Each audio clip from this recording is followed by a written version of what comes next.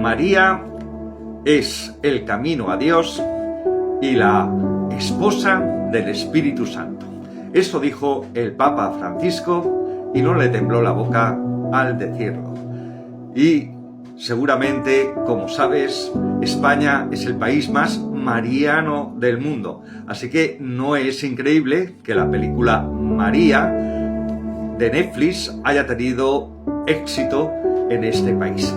Así que cuando vemos esa película nos encontramos como la cabeza nos choca en algunos asuntos. En primer lugar, la película presenta a María anunciada por un ángel a su madre, cosa que no está en la Biblia.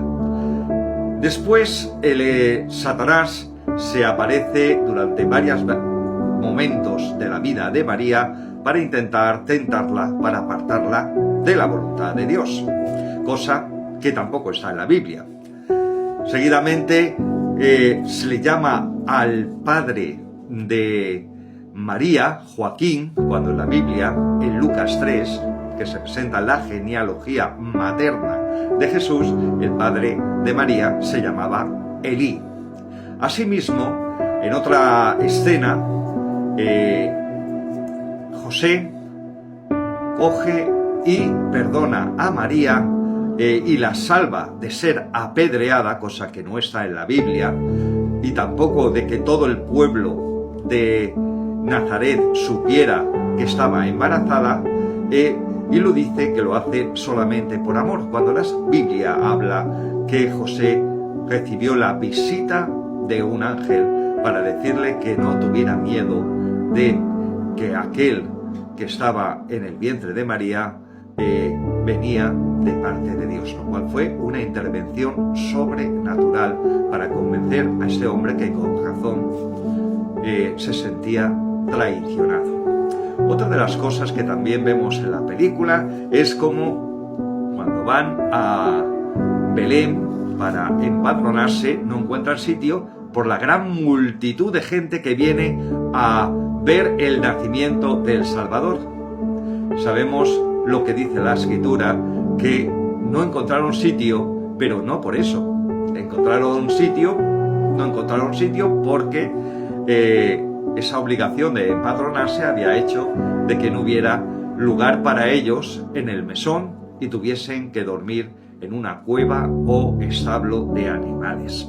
Así que esta película verdaderamente es entretenida, es una película muy bien rodada.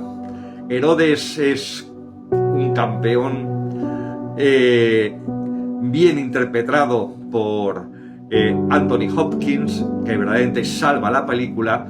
Ha sido rodada en Israel con actores israelíes que hablan en hebreo. Solamente un detalle, que en los tiempos de Jesús el idioma en el cual hablaba la gente era arameo, porque se había perdido el uso del hebreo en la lengua materna, no en la lengua religiosa. Y la película al final termina en la circuncisión de Jesús por un sacerdote cuasi católico, en vez de un levita, que sería lo normal que hubiera realizado esa circuncisión, y donde María termina la película diciéndonos que el pobre Jesús va a ser traspasado su corazón y que va a salvar al mundo por su amor. Una película que para los tiempos navideños pues puede ser entretenida, pero que le da patadas a la Biblia en muchísimas cosas. En Mateo 1 dice que Jesús salvaría a su pueblo de sus pecados. Es decir, que el propósito de la venida de Jesús era salvarnos del pecado, no enseñarnos el camino de la paz y amor para que por medio del amor nos salvemos. Ciertamente Jesús es una expresión del amor de Dios.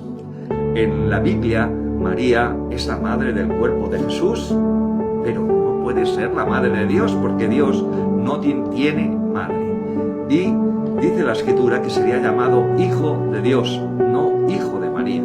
Incluso hay muchos pasajes en los cuales habla, como en el libro de Marcos, dice que la madre, los hermanos y las hermanas de Jesús vinieron a hablar con él y a llamarle la atención cuando fue a Nazaret. Es decir, que había muchos, incluso en su propia familia, que no creían en él. Pero habla que María tuvo hijos, tuvo hijas. Incluso cuando dice que José no conoció a María hasta que tuvo a su hijo primogénito, la palabra conocer, que se utiliza en griego, es una palabra que habla del acto sexual.